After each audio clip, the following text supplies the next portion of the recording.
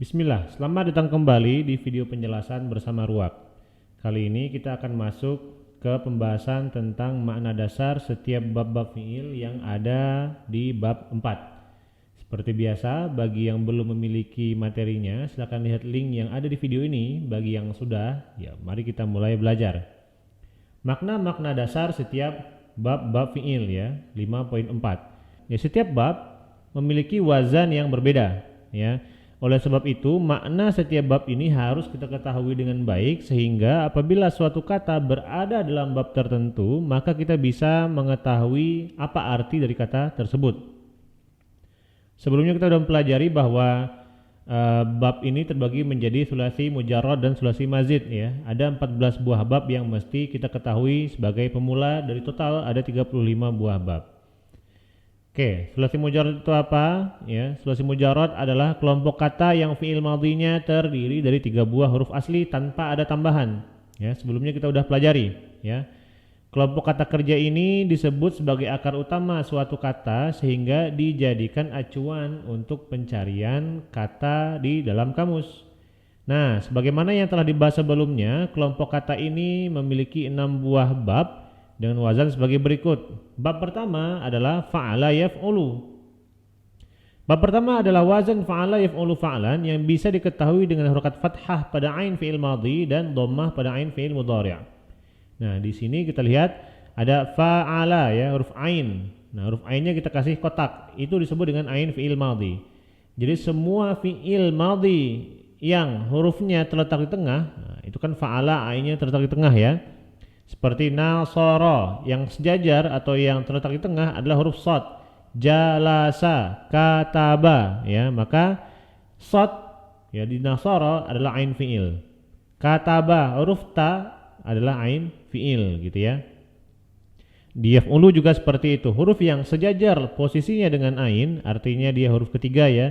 Ya yang huruf pertama, fa huruf kedua dan ain yang ketiga ya. Semua fiil yang sejajar dengan ain disebut dengan ain fiil mudhari'. Misalkan yajlisu ya, maka ain fiil mudhari'nya apa? Yajlisu ya, huruf li berarti ya. Jadi huruf lamnya. Baik, bab ini mengandung 2 makna, ada makna muta'addi dan ada makna lazim ya. Muta'addi udah kita bahas sebelumnya. Muta'addi adalah kata yang membutuhkan objek. Contohnya mana? Nasara. Nasara itu menolong. Menolong pasti membutuhkan objek. Contohnya mana? Nasara Zaidun Muhammadan. Ya, lihat di sini nasara yansuru. Ya, nasara shad adalah ain fi'il madhi ya.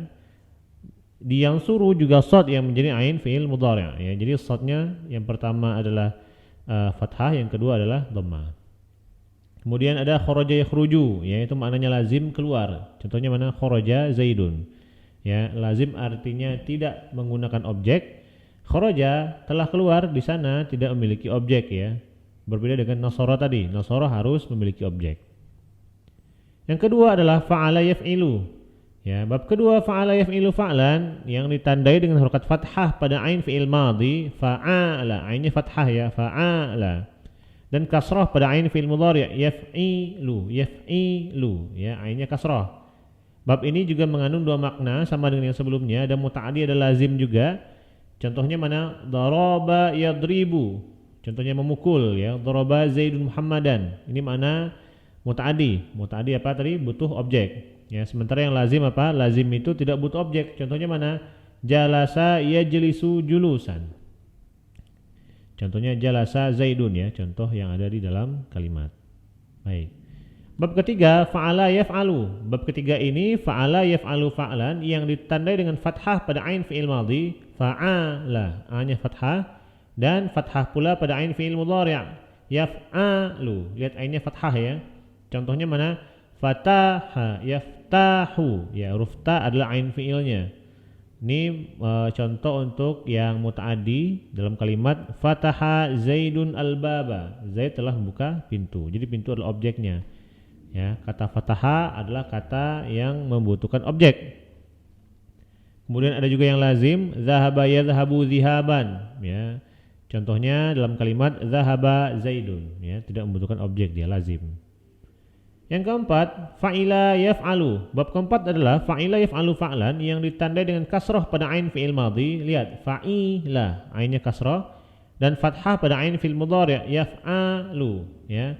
Bab ini juga mengandung dua makna. Apa itu? Ada muta'addi dan ada lazim.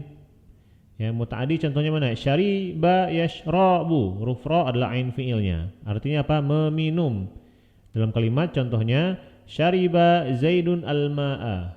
Ya, Zaid telah meminum air. Contoh lazim mana? Wajila yaujalu wajalan, takut. Contohnya mana? Wajila Zaidun, ya. Zaid merasa takut. Baik, yang kelima, bab kelima adalah fa'ula yaf'ulu fa'lan. Nah, ditandai dengan harokat dhammah pada ain fi'il madhi, ya, dan mudhari'. Jadi sama-sama dhammah ain fi'il madhi dan mudhari'. Fa'ula yaf'ulu, ainnya sama-sama dhammah. Bab ini hanya mengandung satu makna saja, yaitu makna lazim. Ya, karena semua bab ini memiliki makna sifat. Contohnya mana? Karuma yakrumu, ya, huruf ra adalah ain fi'ilnya. Dalam kalimat kita bikin karuma Zaidun, ya. Karuma Zaidun. Oke. Bab yang keenam di sulasi mujarrad adalah fa'ila yaf'ilu. Bab keenam ini fa'ila yaf'ilu fa'lan ditandai dengan harokat kasrah pada ain fi'il madhi dan mudhari'. Ya. Bab ini mengandung dua makna. Apa itu? Makna muta'addi dan lazim. Contohnya hasiba yahsibu hisbanan. Ya, dalam kalimat hasiba Zaidun Muhammadan taliban. Zaid mengira Muhammad adalah seorang murid, ya, taliban, murid. Contoh lazim mana? Waritha yarithu warthan. Ya, contohnya waratha Zaidun. Contoh dalam kalimat Zaid telah mendapatkan warisan, ya. Jadi ini adalah 6 buah bab dalam sulasi mujarrad yang rata-rata memiliki makna sulasi, memiliki makna muta'addi dan makna lazim, kecuali di bab 5 yang hanya memiliki makna lazim.